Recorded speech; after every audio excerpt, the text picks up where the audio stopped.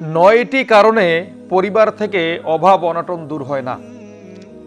1 number কারণ হচ্ছে, যে পরিবারের মানুষেরা বাথরুমে ঢুকে কথা বলে, বাথরুমে অলঙ্গ হয়ে গোসল করে, বাথরুমটাকে পরিষ্কার করে রাখে না, এই সমস্ত পরিবারে কখনো অভাব অনটন দূর হবে না। 2 নাম্বারে, যে পরিবারে পুরুষ উবুর হয়ে শুয়ে থাকে, নিতম্বটা আকাশের দিকে আর পেশাবের রাস্তার নিচের দিকে, এই পরিবারেও কখনো অভাব অনাটন দূর হবে না। 3 নাম্বার হচ্ছে, যারা কবরস্থানে গিয়ে হাসাহাসি করে, মৃত মানুষকে দাফন কাফন করার পরেও মানুষত্ব জাগে না, দুনিয়াবি গল্পগুজব করতে থাকে, এদের পরিবার থেকে কখনো অভাব অনাটন দূর হবে না।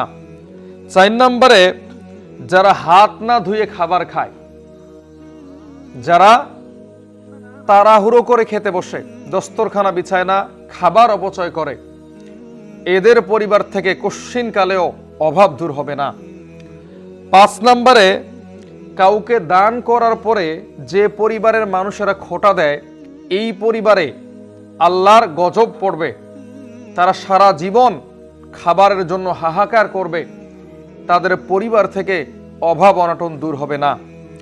6 নম্বর হচ্ছে, যারা বিসমিল্লাহ ছাড়া খাবার খায়, খাবারের আগে এবং পরে দোয়া পড়ে না, এই সমস্ত পরিবার থেকে আল্লাহর রহমত এবং বরকত উঠে যাবে, তারা কশ্চিনকালেও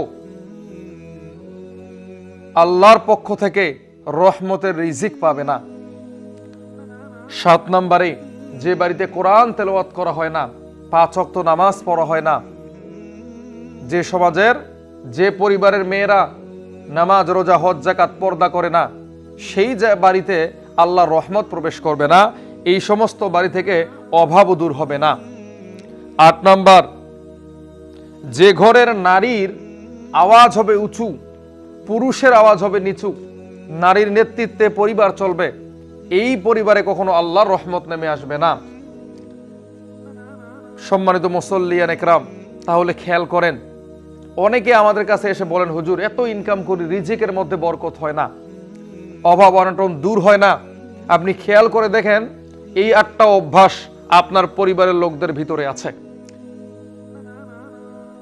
এখন তো দেখা যায় মা বোনেরা বেশিরভাগ পরিবারে নামাজ আদায় করে না, কুফরি কালাম করে, তাবিজ করে, শিরকি করে, ইত্যাদি ইত্যাদি কর্মকাণ্ড করে। মূলত এই সমস্ত কারণেই পরিবারগুলো থেকে আল্লাহর রহমত উঠে গেছে, শয়তান সেই বাড়িতে বসবাস করে। এই জন্য এই সমস্ত পরিবার আজকে অধপতনের অতল তলে তলে যাচ্ছে। এই সমস্ত বিপদ আপদ ক্ষতি থেকে বাঁচতে গেলে অবশ্যই আপনাদের করণীয় কি? নামাজ রোজা হজ যাকাত আবারও বাড়িতে চালু করতে হবে। পুরুষের নেতৃত্বে পরিবার চলবে, সবাই নামাজ পড়বে, দিনদার হবে, নেককার হবে, তাহলে দেখবেন আল্লাহর রহমত অটোমেটিক চলে এসেছে।